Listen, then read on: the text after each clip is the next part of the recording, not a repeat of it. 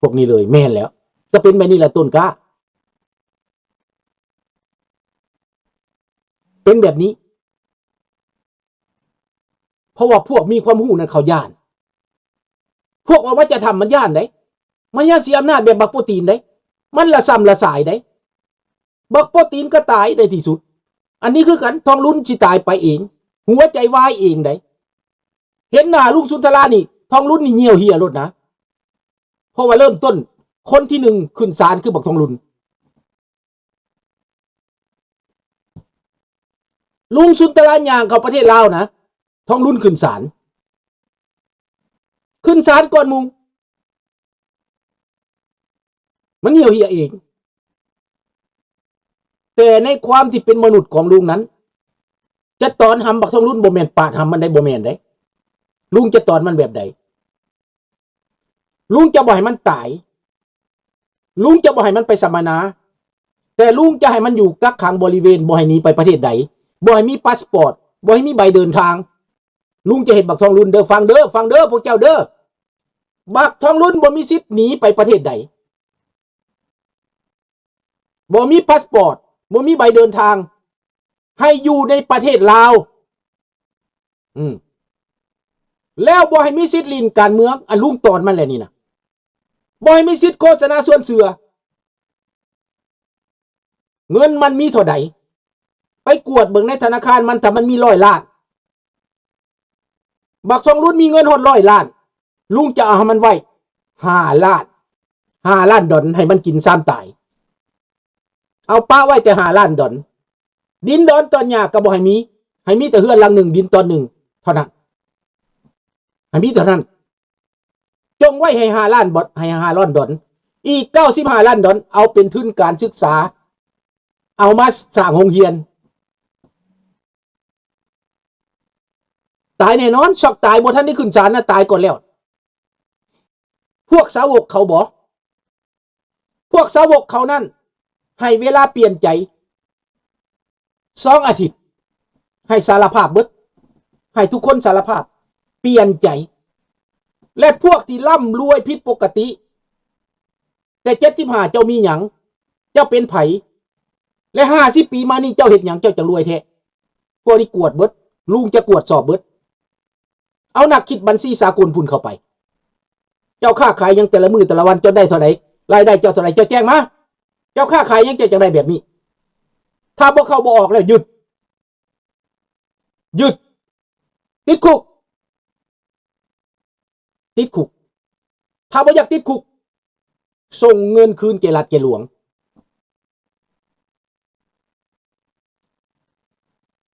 ชาติใดที่เจ้าจะเห็นแบบนั้น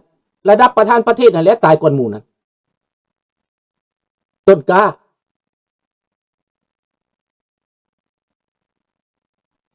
ระดับประธานประเทศอาจจะไม่ได้ขึ้นฮอดศาลได้อาจจะเป็นคำสั่งของคนใดคนหนึ่งถ้าบ่แม่นลุงกับคนใดคนหนึ่งสั่งตายเลยก็ได้อาจจะบ่ได้ฮอดเงินถ้าว่าหน้าบ่ฮักหน้าบ่สงสารถ้าบ่ยอมจำนนน่ะสั่งตายเลยจับตายประธานประเทศนั่นแหละถึงจับตายนะแบบเดียวกันกับเนปาลประชาชนจะเผาถิ่มเผาให้เรียบบ่ให้มีโอกาสโฆษณาเป็นคอมมิวนิสต์อีกต่อไปถ้าบ่ยอมสารภาพที่ลบล้างคอมมิวนิสต์นะจะบ่มีแผ่นดินอยู่อีก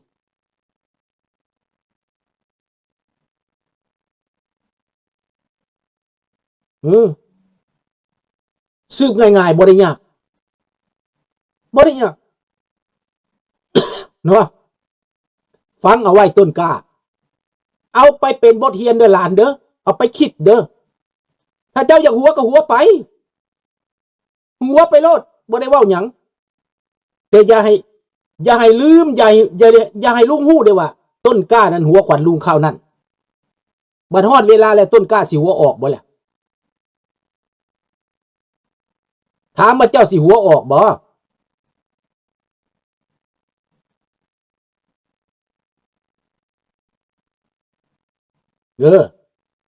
ให้เจ้าไปถามตนเองว่าสิหัวออกเวลามันเกิดแบบนั้นแหละหลายพูดว่า5 ล้านนั่นน่ะ เอาซ้ำซาเราตายเนาะให้500ก็พอบ่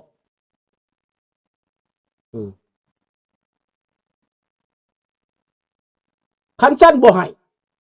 เอาให้มันกินแต่ละมื้อให้มันไปนอนกินข้าวลิงแต่ละมื้อซะเอาให้มันน้ำตาเสียดหัวเข่าซะเนาะประชาชนลาวเขาบ่ได้งูคือประชาชนเนปาลผู้นำเขาบ่ได้ให้เกิดเรื่องแบบนี้นั่นขึ้นดอกว่าซั่นเด็ดขาดให้เจ้าเสือมันเจ้าไว้โลดเด้อประชาชนลาวเจ้าเก่งหลายเด้ประชาชนลาวเจ้าเก่งหลายเด้เจ้าสิเอาหน้าบ่ยิงยนต์นั่นน่ะสิเอาหน้าบ่ยิง F35 นั่นถามเบิ่งต้นกะเจ้ามีหน้าธนูบ่คันเจ้ามีหน้าธนูยิง F35 ข่อยก็สิเชื่ออยู่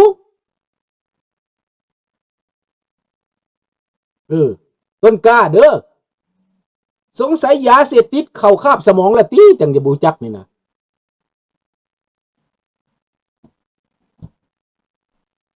เบิ่งเอาแล้วพี่น้องคนลาวความคิดทางการเมืองความรู้ทางการเมืองเขาเว้าปานนี้ยังบ่ตื่นน่ะก็จักสิซอยให้ตาสว่างแบบใดพวกเจ้าก็ดีกว่าเราบ่มาฟังเราก็เป็นคนดีอยู่ดอกต้นกล้าน่ะเราบ่เข้าใจเราอาจจะเป็นเด็กน้อยอาจจะบ่ฮู้ใต้ฮู้เหนือให้ห้องกันเข้ามาหลายๆมาฟังเด้อต้นกล้าเข้ามาแล้วพวกเจ้าคิดพวกเจ้าศึกษาเอาไปค้นคว้าอยู่บ้านเด้อเหตุการณ์บ้านเด้อต้นกล้าเด้อพูดบุญย่อประเทงเว้าครับสบายดีทันว่าให้เกิบติดรถมันคนละคู่พอเสียไปไหว้ทำบ่เฮ็ดนะแบบนั้นไปแก้แค้นแบบนั้นบ่เอาถ้าลุงไปตรวจสอบเขาปานนั่นลุงขี่คนข้านลุงสะบอขี่บ่ถูกคนต่อต้านสิบ่ถูกคนต่อต้านลุงสะบอต้านบ่ได้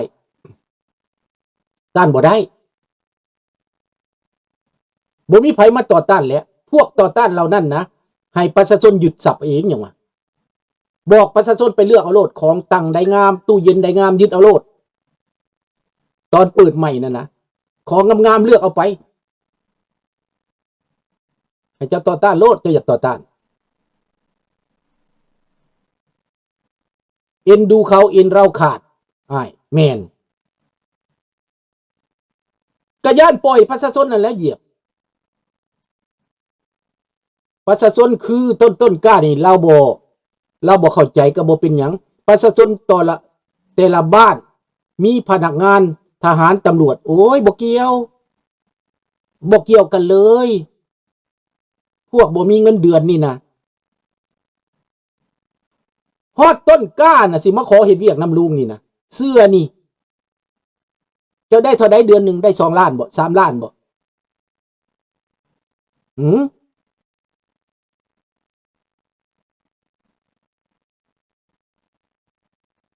เริ่มต้นเดือนละ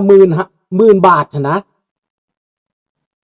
ทหารสั้นต่ำผู้ละ10,000เดือนละ10,000 บาทนี่ขั้นบ่ต่ำกันตายว่าอะไรเติบต้นกล้าตำรวจนี่15,000ขึ้นไปแต่บ่ได้เห็นเอาคนโลเลได้จบมัธยมตอนปลายจังเอาได้ตำรวจนี่นะ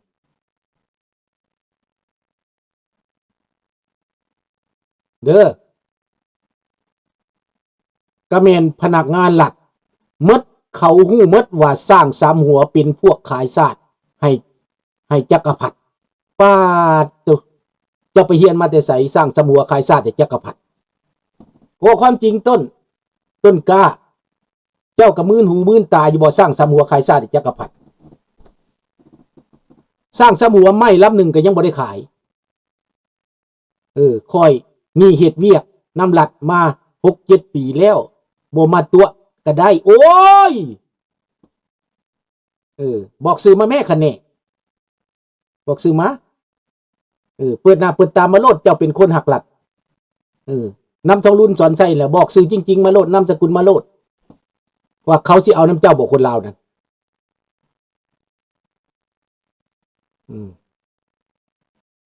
เจ้าได้หลายปานใดเงินเดือนนั่นน่ะบอกค่อยแน่อ้างค่อยแน่ความก้าวหน้าของเจ้ามีหยังบ่สว่างดอกคนประเภทนี้ตาสว่างบ่ได้เขายังมืดอยู่เนาะเอาต้นกล้าเว้ากันดีๆเงินเดือนเจ้าได้เท่าใดเจ้าเหตุการณ์มานำหลัด 6-7 ปีน่ะเขาเฮ็ดมาตลอดชีวิตเขาก็ยังยากจนเขายังหนีเจ้าได้บ่เดือนละ10,000ปลายน่ะได้บ่ได้แต่ทางขี้ฝุ่นแม่นบ่ได้แต่มองเขาแม่นบ่ได้แต่ลูกเจ้าลูกนายเขากินตับกินไตกินบ้านกินเมืองเขาขายศาสตร์บ่เห็นเนาะเจ้าบ่เห็นเนาะบ่เห็นเนาะเขาเอาลูกเล่าหลานเล่าไปขายให้จิกให้แก้วเจ้าบ่เห็นเนาะบ่เห็นเนาะเขาขุดเอาบ่อแห่ตัวเองไปจนหมดนะแทนที่ตัวเองจะได้กำไรได้ขายนะบ่เห็นเนาะเขามาควบคุมเบิดประเทศลาวนั่นบ่เห็นเนาะเห็นตั้งแต่รถไฟจีนนั่นแหละเห็นแต่รถไฟจีนนั่นแหละเห็นแต่คนจีนมาเป็นสแกมเมอร์นั่นแหละเห็นแต่คนจีนมาเอาผู้หญิงลาวไปแหละต้นกล้าคันเป็นผู้ชายนี่ก็พอกุ้มอยู่กุ้มกินแต่เพิ่นกระบ่ได้ทิ่มปะครอบครัวที่ทุกข์ยากดอกโอ้ยเจ้าก็ได้เจ้าสิบ่เสียใจน้ำหลังบ่เนาะต้นกล้าเนาะ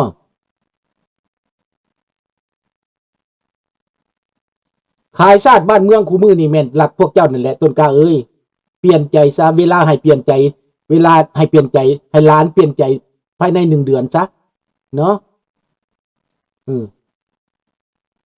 น้อยว่า 3,400 บาทยักยอกเงิน 3,400 ล้านพุ่นนะโอ้มันคือยักยอกหลายแท้มันเป็นเด็กน้อยเกิดใหม่มันบ่จักหยังดอกทานเอ้ยก็บ่เป็นหยังต้องเฮาก็ว่านํเด็กน้อยนี่แหละจังนั้นมันก็เป็นผู้ใหญ่เด้เนาะมื้อหนึ่งมันก็สิเป็นผู้ใหญ่เขาขายประเทศเจ้ายังบ่เห็นเจ้าชีวิตเพิ่นขายประเทศเอาเจ้าต้นกล้าพวกสร้างสำหัวขายแผ่นดินนี่เอาว่าเจ้าชีวิตซะไปเบิ่งเฮือนเพิ่นมีจักหลังเจ้าชีวิตราชวังกับของหลวงให้เพิ่นพักเซาเป็นของหลวงเด้อรถเพิ่นก็บ่มีจักขันเพิ่นก็บ่ได้คู่ที่ภาษีประชาชนดินให้ดินนาประชาชนเป็นเจ้าของที่ดินแท้ๆเป็นคนลาวนะต้นกล้า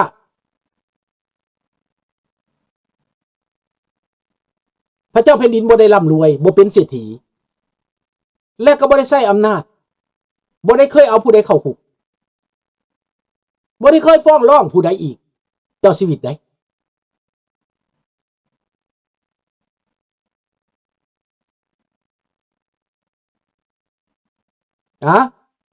ต้นกล้าพอเข้าใจบ่เจ้าว่าเพิ่นขายชาตินั่นนะคือลุงขายชาติลุงมามือเปล่าลุงขายชาติอยู่บนใดลุงเอาเงินจากประเทศลาวมาจากกีบบ่มีส่งค่าคิงเสือค่าคิงอันนี้ว่าขายชาติคนขายชาติตัวจริงน่ะนอนอยู่ในข้างพวกเจ้านั่นแหละอยู่ในเวียงจันทน์นั่นแหละอยู่ในทุกเมืองทุกแขวงแหละได้รับพนักงานทางรัฐบาลนั่นแหละขายชาติจนสิหมดแล้วเขาขนไปทุกมือบ่อแห่ขนมาได้50 ปีแล้วตาเจ้าก็เห็นอยู่วะต้นกล้าเห็นอยู่ว่าตามื้นอยู่ว่าบ่ตานะหรือว่าบ่ฮู้หยังจักดีค่อยว่าควายก็ยังสลาดได้ยุ่งจักเหล่าจักห้ามไหนอันนี้คนแต่แท้บ่จักผิดจักถูกเขาเว้าจังได๋ก็เว้านำเขาว่าจังได๋ก็ว่านำเขาลาวกับลาวเว้ากันบ่เข้าใจภาษาลาวดิเจ้าสิให้ข่อยเว้าภาษาหยังเบ็ดน้อยต้องเวียดเบ็ดคงน้อยเดือคงไหลก็ยีเอานั่นบ่เอาตัวนี้บ่ต้นกล้า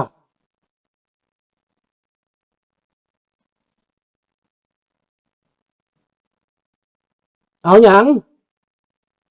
ต้นกล้าเห็นอยู่บ่ตาน่ะผู้ใดขายชาติกันแท้สร้างสำหัวขายชาติว่าซั่นโธ่บ่เห็นคนไหนรวยมาจากคนจากเมืองลาวนะเขามาขุดทองอยู่เมืองนอกเขาทำงานเขาจังรวยคู่มือนี่นะ ลุงก็